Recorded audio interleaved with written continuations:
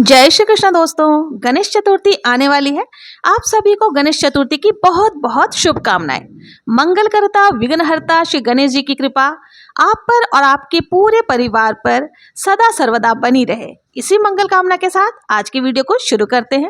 आज की वीडियो में हम लोग जानेंगे कि गणेश चतुर्थी पर गणेश जी की स्थापना किस प्रकार से की जाती है, बहुत ही सरल तरीके से पूजा किस प्रकार से करते हैं, तमाम जानकारी आज की वीडियो में मिलने वाली है। देखिए, भाद्रपद माह के शुक्ल पक्ष की चतुर्थी तिथि को गणपति जी की स्थापना की जाती है। कुछ लोग एक दिन के लिए, सवा दिन के लिए या 3 दिन, 5 दिन, 7 दिन या 10 दिन के लिए गणेश जी की स्थापना करते हैं। देखिए, गणपति जी की स्थापना आप चाहे जितने दिनों के लिए भी कर रहे हो, स्थापना की और पूजा की विधि एक ही रहने वाली है। तो देखिए, गणेश चतुर्थी वाले दिन सुबह स्नान आदि से निवृत्त होने के बाद आपको साफ स्वच्छ कपड़े धारण कर लेने हैं और घर में कोई ऐसा स्थान चुनना है जहां कम डिस्टरबेंस हो, यानी कि वहीं पर हमें गणेश जी की स्थापना करनी है। क्योंकि एक बार जब हम गणेश जी की स्थापना कर लेते हैं तो विसर्जन करने तक हमें उन्हें बिल्कुल भी हिलाना डुलाना नहीं होता। तो कोई भी पवित्र स्थान आपको ले लेना है, वहां साफ सफाई करके जितना सुंदर तरीके से आप अपना मंडप को सजा सकते हैं आपको सजा लेना है। अब देखिए, गणेश जी की स्थापना करने के लिए हमें क्या करना है, थोड़ा सा अक्षत का आसन या फिर फूलों का आसन देते हुए जो आप गणेश जी की नई प्रतिमा लेकर के आए हैं, जो नया स्वरूप लेकर के आए हैं, उनको बहुत ही प्रेम पूर्वक यहाँ पर विराजमान कर देंगे। इनके साथ ही हमारे घर पर जो मंदिर में गणेश जी की जिनकी हम रोज पूजा करते हैं, उनको भी यहाँ पर विराजमान करना है। साथ ही हमें रिद्धि और सिद्धि माता की भी स्थापना करनी है। तो इनके लिए भी हम चावल का छोटा छोटा सा आसन, ढेरी बनाकर आसन दे देंगे। सबसे पहले घर में जो हमारे गणेश जी हैं उनको विराजमान करेंगे, साथ में सुपारी से हम रिद्धि और सिद्धि माता को भी विराजमान करके स्थापना कर लेंगे। तो यहाँ पर हमारी रिद्धि सिद्धि माता और गणेश जी की स्थापना हमने कर ली है। अब इसके बाद हमें देखिए कलश की स्थापना करनी है। तो देखिए, थोड़े से चावल की ढेरी लगा करके आप कलश को स्थापना कर सकते हैं, या फिर अगर आपको अष्टदल कमल बनाना आता है तो आप वो भी बना सकते हैं। तो बहुत ही खूबसूरती से आप जैसा भी आपको आता है वैसा आप बना सकते हैं। इसके साथ ही देखिए, आप किसी भी धातु का कलश ले सकते हैं, चांदी का, पीतल का, तांबे का, जो भी कलश आपके पास है। कलश के कंठ पर आपको मौली धागा बांध लेना है। उसके बाद कलश के अंदर आपको शुद्ध गंगा जल के साथ में पानी भर लेना है। कंठ तक जल भरने के बाद हमें इसमें हल्दी की गांठ, सुपारी, लौंग, इलायची ये और एक सिक्का डाल देनी है। इसके ऊपर देखिए हमें क्या करना है, जो पंच पल्लव होते हैं ना, आप चाहे तो आम के पत्ते मिल जाए तो बहुत ही अच्छा, नहीं तो अशोका के पत्ते आपको यहाँ पर लगा लेना है। उसके ऊपर भी आपको पत्तों पर भी तिलक जरूर से लगा लेनी है और यहाँ पर हम पत्ते अंदर डाल देंगे। इसके साथ ही देखिए, हमें नारियल, पानी वाला नारियल लेना, जटा वाली नारियल लेनी है।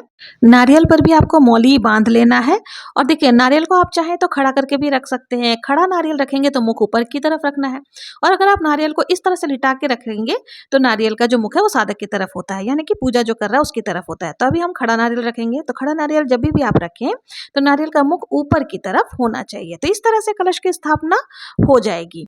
अब हमें यहाँ पर एक देसी घी का दीपक ले लेना है और देसी घी का दीपक को हमें प्रज्वलित करना है। प्रज्वलित करते समय ओम गण गणपतये नमः इस मंत्र का उच्चारण आपको जरूर से करना है और दीपक को प्रज्वलित कर लेना है। फिर हमें हाथ जोड़ करके व्रत का संकल्प लेना है। जोड़ करके हमें गणेश जी से विनती करनी कि हे भगवान, आप जितने दिन के लिए भी आप अपने घर पर उनको लेकर के आए हैं, मैं आपकी स्थापना कर रही हूँ या कर रहा हूँ, आप मेरी मनोकामनाओं को पूर्ण करें और पूजा में रही गलतियों के लिए मुझे क्षमा करें। इस तरह से संकल्प करने के बाद आपको पूजा शुरू करनी है। अब हमें जल के छींटे लगा करके सभी को भावपूर्ण स्नान करा देना है, शुद्धिकरण कर लेना है। तो यहाँ पर हमने सभी को स्नान करा दिया है। आपको चौकी पर भी जल के छींटे जरूर से लगा देना है।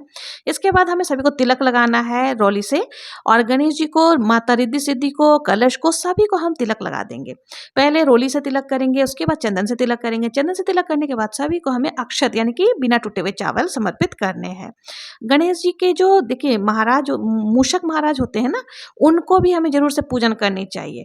तो सभी को हमने यहाँ तिलक आदि लगा लिया है। अब हमें वस्त्र स्वरूप देखिए यहाँ पर कलावा भी समर्पित कर सकते हैं, जनेऊ हमें जरूर से समर्पित करना है। तो यहाँ पर गणेश जी को जनेऊ भी मैं समर्पित कर दूंगी। देखिए, इसमें थोड़ा सा आपको हल्दी लगाकर पीला जरूर से कर लेना चाहिए, या चंदन लगा करके उसे पीला कर लेंगे। अब हमने जो गणेश जी हैं उनको जनेऊ समर्पित कर दिया है, वस्त्र के रूप में कलावा समर्पित कर देंगे। अगर आपके पास जनेऊ नहीं है तो कोई दिक्कत नहीं है, आप कलावा को ही 7 बार लपेट करके गोल गोल करके जनेऊ बना सकते हैं और वो समर्पित कर सकते हैं।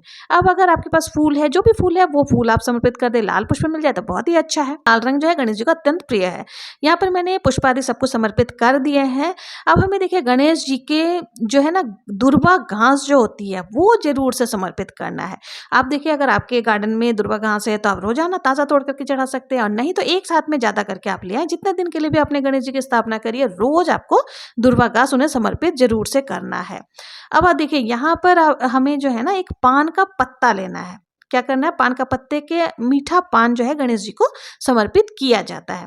तो यहाँ पर अगर मीठा पान मिल जाए तो बहुत ही अच्छा है, नहीं तो आप पान के पत्ते के ऊपर लौंग, इलायची, सुपारी, बताशा या फिर कुछ भी मीठा रख करके आपको जो है ये गणेश जी को समर्पित करनी है। अगर देखिए पान का पत्ता नहीं भी मिल रहा है तो आप सिर्फ लौंग, इलायची भी चढ़ा सकते हैं। तो यहाँ पर हमने पान का पत्ता जो हमें मिल गया था उसमें सब कुछ रख करके हमने यहाँ पर चढ़ा दिया है। अब देखिए नारियल की जो गीट होती है ना, सूखा वाला जो नारियल होता है उसका इसमें बहुत विशेष महत्व होता है। तो सूखा वाला नारियल की गीट आपको ले लेनी है। उसके अंदर आपको क्या करना है, गुड़ रख करके जिस दिन हम स्थापना करते हैं ना उसी दिन चढ़ाया जाता है, और जितने दिन की भी स्थापना आप करेंगे ये गणेश जी के पास ही रहेगा। नारियल और गुड़ का भोग जो हमने चढ़ाया है इसको उठाना नहीं है, ये जितने दिन की स्थापना है यहीं पर रहेगा। इसके साथ ही आपको मिठाइयों का भोग लगाना है। देखिए मोदक है तो बहुत ही अच्छा है, नहीं तो गणेश जी के प्रिय लड्डू जरूर से आप समर्पित करेंगे। पेड़े हो गए, मिठाई, कोई से भी मिठाई का भोग आप लगा सकते हैं। अगर मिठाइयों का भोग के साथ साथ आपको देखिए मखाने जो होते हैं ना गेहूं के, ये गणेश चतुर्थी के दिन विशेष रूप से चढ़ाया जाता है, तो इनका भी भोग हमें जरूर से लगाना है। गेहूं में मीठा लिपटा हुआ रहता है तो उसके हम गुड़धानी जिसे बोला जाता है उसका भोग लगाया जाता है। अब इसके साथ ही ऋतुफल में देखिए विशेष रूप से केला जरूर से हमें चढ़ाना है। जो भी फल आपको मिल जाए इसके साथ ही आप जरूर से चढ़ा सकते हैं। केला गणेश जी को अत्यंत प्रिय है तो केला का भोग आप जरूर से लगाएं। इसके अलावा जो भी ऋतुफल है वो उनका भोग आपको लगा देना है। अब हमें जल भी जरूर से समर्पित करनी है। जब भी हम भोग लगाते हैं तो हमें जल जरूर से समर्पित करना चाहिए। अब हाथ जोड़ करके गणेश जी महाराज से भोग ग्रहण करने के लिए निवेदन करेंगे।